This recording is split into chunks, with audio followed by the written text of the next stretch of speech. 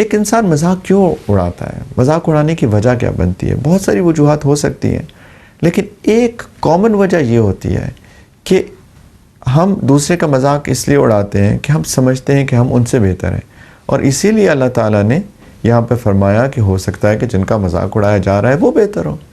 ہمیں کیا پتہ اللہ کی نظر میں کون بہتر ہے؟ دلوں کے حال تو اللہ جانتے ہیں نا۔ ٹھیک ہے، ہم لوگ ظاہر پہ شاید کوئی ججمنٹ پاس کر سکتے ہیں کہ یہ بندہ ظاہری طور پہ تقوی والا انسان ہے، لیکن جو دل کی کیفیت ہے وہ کوئی نہیں جان سکتا سوائے اللہ کی ذات کے۔ تو اس کے دل کی کیفیت کیا ہے؟ ہو سکتا ہے ظاہری طور پہ وہ نیکی ہو لیکن دل کی کیفیت اس کی بری ہو، یہ عین ممکن ہے۔ اور یہ بھی ہو سکتا ہے کہ ظاہری طور پہ ابھی کوئی شخص سٹرگل کر رہا ہے، ابھی وہ محنت کر رہا ہے کہ میں اپنے ظاہر کو بھی اچھا بنا لوں، لیکن اس کی دل کی کیفیت بہت اچھی ہو چکی ہے۔ تو ججمنٹ تو اللہ تعالیٰ کے پاس ہے، کوئی کسی کے بارے میں ججمنٹ پاس نہیں کر سکتا۔ ججمنٹ صرف اللہ تعالیٰ کے پاس ہے، خدا تو اللہ تعالیٰ کی ذات ہے۔ تو اللہ کی نظر میں ہو سکتا ہے وہ شخص بہتر ہو، تو اس لیے لوگ مذاق اڑاتے ہیں کبھی کبھی کہ وہ اپنے آپ کو اس سے بہتر سمجھتے ہیں، اور یہ بے حیثیت خود ایک بہت خطرناک چیز ہے۔ اپنے آپ کو کسی سے بہتر سمجھنا، اس کو شریعت کی الفاظ میں تکبر کہتے ہیں، اپنے آپ کو بڑا سمجھنا۔ دیکھیں کبریائی صرف ایک ذات کو سجتی ہے، اور وہ اللہ تعالیٰ کی ذات ہے۔ اللہ اکبر، صرف اللہ کی ذات سب سے بڑی ہے، اللہ کی ذات بڑی ہے، باقی تو سب انسان ہیں، ساری مخلوقات ہیں، اللہ تعالیٰ خالق ہے۔ ہم میں سے کسی کو حق نہیں پہنچتا کہ ہم اپنے آپ کو کسی سے بڑا سمجھیں۔ میں اگر نماز پڑھتا ہوں اللہ کی توفیق سے، تو یہ کون سی بڑی بات کر رہا ہوں؟ نماز پڑھنا تو فرض ہے، یہ ایسے ہی ہے جیسے کہ کوئی سانس لے رہا ہوتا ہے، یہ روحانی سانس ہے، سمجھیے۔ آپ دیکھیے نبی کریم علیہ السلام جب کسی کو مسلمان کرتے تھے، کہ کوئی بیعت اسلام کرتا تھا نبی کریم علیہ السلام کے ہاتھ پر، تو نبی کریم علیہ السلام اس وقت اس کو بتاتے تھے کہ یہ فرائض ہے، تمہیں 5 وقت کی نماز پڑھنی ہے، رمضان المبارک آئے گا، روزے رکھنے ہیں، زکوٰۃ دینی ہے، استطاعت ہو تو حج کرنا ہے۔ لیکن آپ دیکھیے کیا ان لوگوں کو بار بار اس چیز کا ریمائنڈ کرایا جاتا تھا کہ نماز پڑھو، نماز پڑھو، نماز پڑھو؟ نہیں، کیونکہ جب وہ مسلمان ہو گئے تو نماز تو ان کے لیے لازم و ملزوم ہو گئی، وہ تو ان کے لیے مینڈیٹوری تھی، کمپلسری تھی، ضروری تھی۔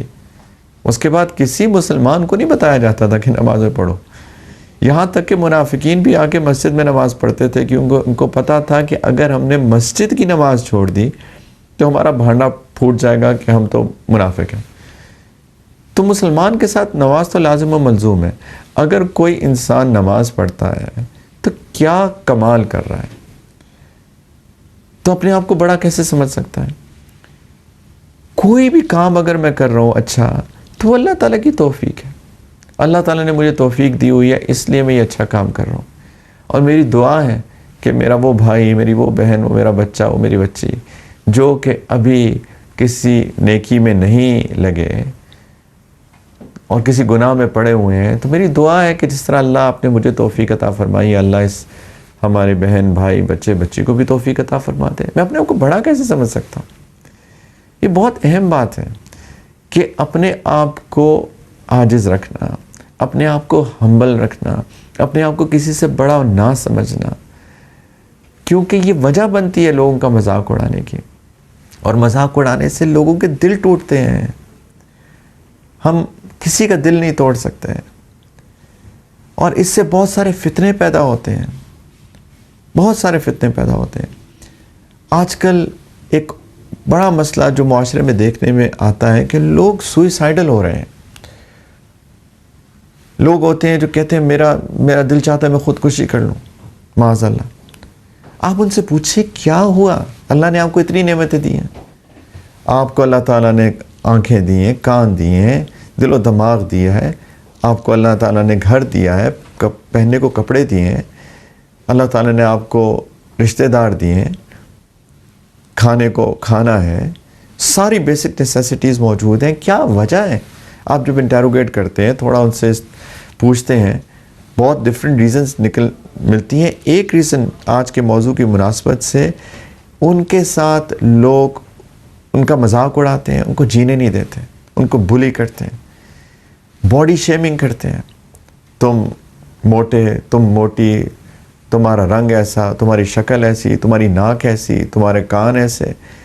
اللہ تعالیٰ نے اس کو بنایا ہے اور دوسرے لوگ اس کا مذاق اڑاتے ہیں. اور جب مذاق بہت اڑایا جاتا ہے، شیطان ان کے دل میں وسوسے ڈالتا ہے کہ تمہیں جینے کا کیا حق ہے، تم لوگ تو تمہارا مذاق اڑاتے ہیں، تم تو ایسے ہو. اسی طریقے سے کسی کی شادی نہیں ہو رہی مثال کے طور پہ، تو لوگ اس کا مذاق اڑاتے ہیں. کسی کی اولاد نہیں ہو رہی، لوگ اس کا مذاق اڑاتے ہیں. ہمارے ان الفاظ کی وجہ سے لوگ ڈپریشن کا شکار ہو جاتے ہیں. اور جب ان کے اندر ڈپریشن آ جاتا ہے تو پھر جیسے میں نے عرض کیا کہ شیطان آ کے وسوسے ڈالتا ہے کہ تم اپنی زندگی ختم کر لو. اور ہمیں معلوم ہے کہ زندگی ایک امانت ہے خدا کی، اللہ تعالیٰ کی ایک امانت ہے یہ زندگی جو کہ ہم کو دی گئی ہے. ہمیں کوئی حق نہیں پہنچتا کہ اس امانت میں خیانت کریں. کوئی شخص اپنے ہاتھوں سے اپنی زندگی ختم نہیں کر سکتا. لیکن شیطان وسوسہ ڈال کے اس بندے کو اللہ تعالیٰ کی اس نافرمانی کا ارتکاب کروانا چاہتا ہے. لیکن سوچنا یہ چاہیے کہ اس کی روٹ کاز کیا بنی، اس کی وجہ کیا بنی. شاید کسی کے الفاظ، اس کا کسی کو مذاق اڑانا، اس کا کسی کو تانے دینا. اور یہی اللہ تعالیٰ آگے یہ بھی فرمایا وَلَا تَلْمِزُوا أَنفُسَكُمْ، کہ تم ایک دوسرے کو تانے مت دیا کرو. وَلَا تَنَابَزُوا بِالْأَلْقَابِ، ایک دوسرے کو برے القابات سے بھی مت پکارا کرو، برے نام مت رکھا کرو. یہ بھی ہمارے معاشرے کے اندر عام ہے کہ ہم برے برے ناموں سے ایک دوسرے کو پکارتے ہیں. نام رکھ لیے. دیکھیے ہر شخص قابل عزت ہے. آپ کسی سے اختلاف کر سکتے ہیں لیکن کسی کی بے عزتی نہیں کر سکتے ہیں.